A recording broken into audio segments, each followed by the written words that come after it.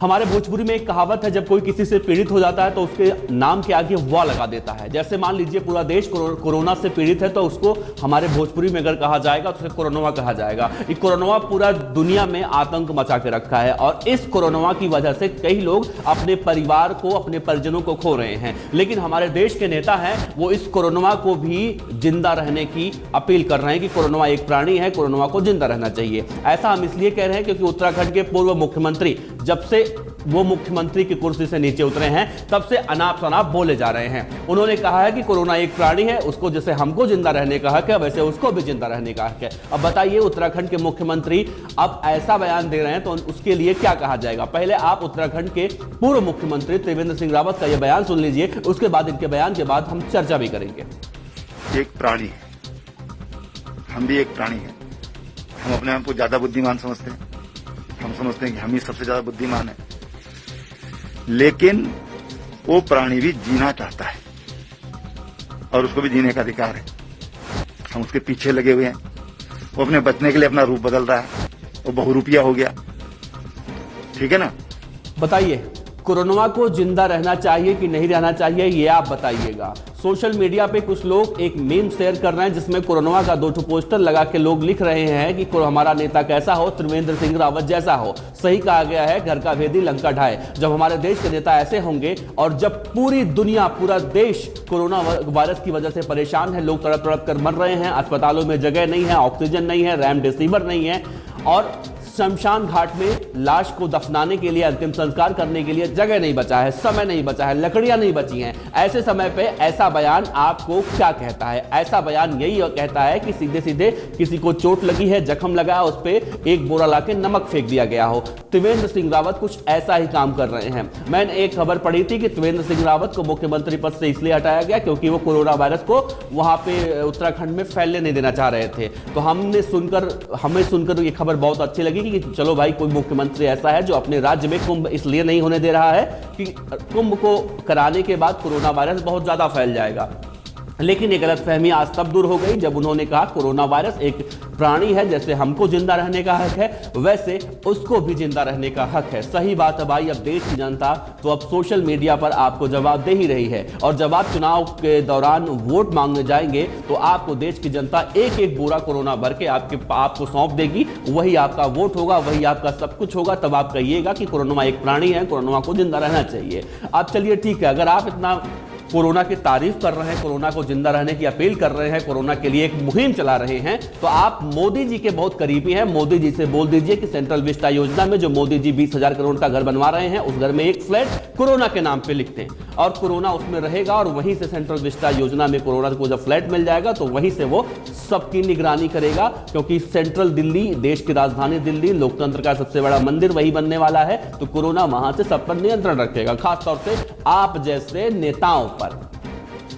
दूसरी तरफ प्रधानमंत्री नरेंद्र मोदी कहते हैं, आ जाते हैं स्क्रीन पर और कहते हैं कि देश की जनता बहुत हिम्मत वाली है, हम हिम्मत नहीं हारेंगे, हमारे देश की जनता हिम्मत नहीं हारेगी। सही बात है, देश की जनता तो हिम्मती है ही। लोग मर रहे हैं, लोगों को ऑक्सीजन नहीं मिल रहा, लोगों को दवाइयां नहीं मिल रही हैं, लोगों को बहुत कुछ नहीं मिल रहा है, यहां तक कि जैसा मैंने पहले कहा कि अंतिम संस्कार तक नहीं हो रहा है। लेकिन लोग अपनी हिम्मत को नहीं हार रहे हैं। हिम्मत अंदर से मजबूत है। एक हिम्मत ही तो बचा है जिसकी वजह से लोग जिंदा हैं, लोग अपनों के बीच में जाकर रह रहे हैं। कोरोना होने के बावजूद भी लोग अपनों की सेवा कर रहे हैं। अगर अस्पतालों में जिनको एंट्री नहीं मिल रही है तो सड़कों पर जो लोग पड़े हैं उनकी लोग सेवा कर रहे हैं। वही लोग अपने हैं, वही लोग हिम्मत नहीं हार रहे हैं। सही कह रहे हैं प्रधानमंत्री जी, आप लोग हिम्मत नहीं हार रहे हैं और हमारा देश हिम्मत से बहुत मजबूत है, हिम्मत अंदर से उसका बहुत मजबूत है। लोग हिम्मत के बदौलत ही जिंदा हैं। लोग मर रहे हैं लेकिन हिम्मत जिंदा है। क्या करें?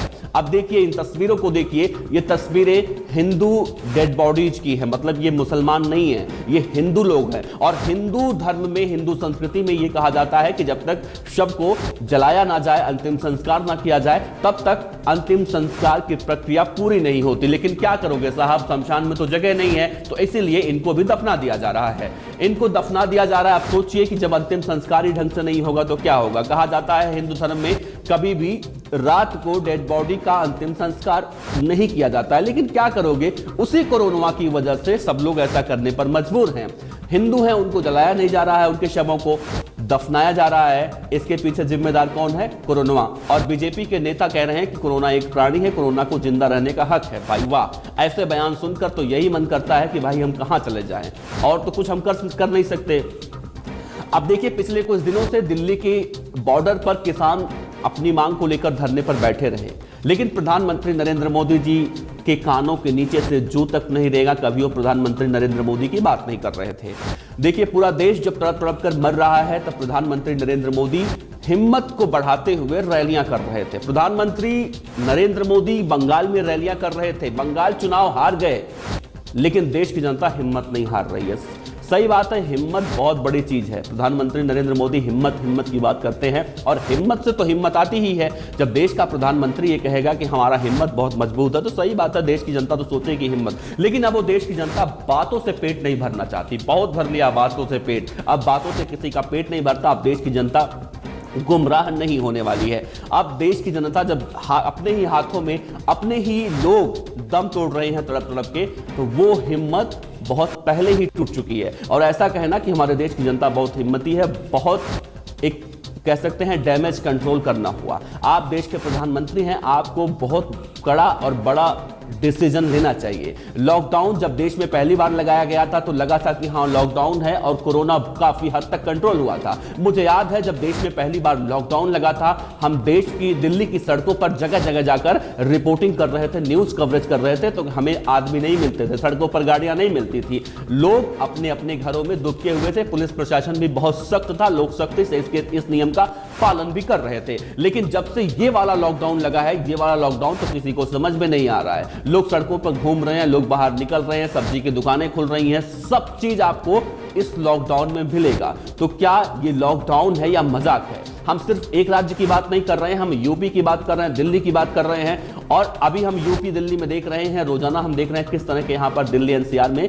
हालात बने हुए हैं। लॉकडाउन तो कुछ है ही नहीं। लेकिन अगर यही बात होती है, जब कोई गरीब आदमी अपना दुकान खोल देता है, तब उसकी पिटाई होती है, और जब वो गरीब आदमी का ठेला जब्त कर लिया जाता है, और जब वो अपनी कार्रवाई करता है, मतलब फ्रस्ट्रेट होके वो जब कुछ कहता है, तो उसके खिलाफ 12-13 एफआईआर दर्ज कर दिया जाता है। अब बताइए, उसका परिवार भूखे मरे तो उसमें किसी को क्या दिक्कत है, किसी का क्या जा रहा है? लेकिन लॉकडाउन का नियम जो है उसका पालन करना बहुत जरूरी है। अब आप सड़कों पर जाइए, आप देखिए कि लॉकडाउन क्या वाकई में इस समय जो लगाया गया है वो लॉकडाउन है, या फिर लॉकडाउन एक मजाक बनकर रह गया है।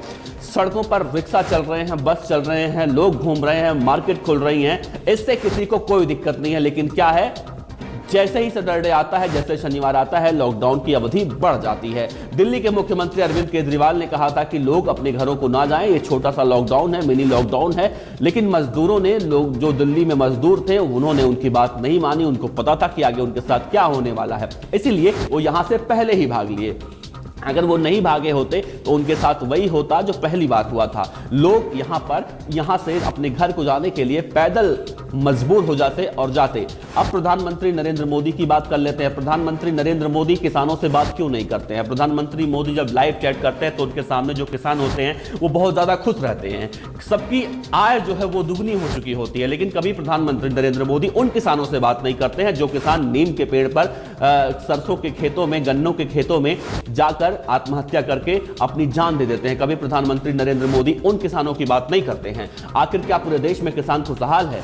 जब पूरे देश में किसान खुशहाल है तो यहां पर दिल्ली के बॉर्डर पर किसान आकर धरना क्यों दे रहा है? क्या यह किस तरह की राजनीति है? जब यह कहा जाता है कि दिल्ली में बैठे किसान कोरोना फैला रहे हैं, जब दिल्ली में किसान कोरोना फैला रहे हैं, तो अपने बीजेपी के नेताओं को क्या कहेंगे आप? जो बीजेपी के नेता कोरोना फैला तो नहीं रहे हैं, लेकिन ये जरूर कह रहे हैं कोरोना को जिंदा रहना चाहिए। अब उनके इस बयान का मतलब क्या निकालेंगे आप? ये बखूबी आप जानते हैं। जब वो उस कोरोना को जिंदा रखने की अपील कर रहे हैं तो उन्हें मौका मिलेगा तो कोरोना को पूरे देश में फैला भी देंगे। तो ऐसा ये कहना कि देश की जनता हिम्मत नहीं हारेगी, देश की जनता हिम्मत नहीं हार रही है, ये एक प्रधानमंत्री के मुंह से शोभा नहीं देता। खैर, आप इन पूरे खबर पर, इस पूरे चर्चाओं पर क्या विचार रखना चाहते हैं जरूर साझा कीजिएगा। और बीजेपी के नेता त्रिवेंद्र सिंह रावत के लिए अपने 2 शब्द नीचे कमेंट बॉक्स में जरूर दीजिएगा। आपसे बहुत विनम्र आग्रह कर रहा हूं मैं। शुक्रिया।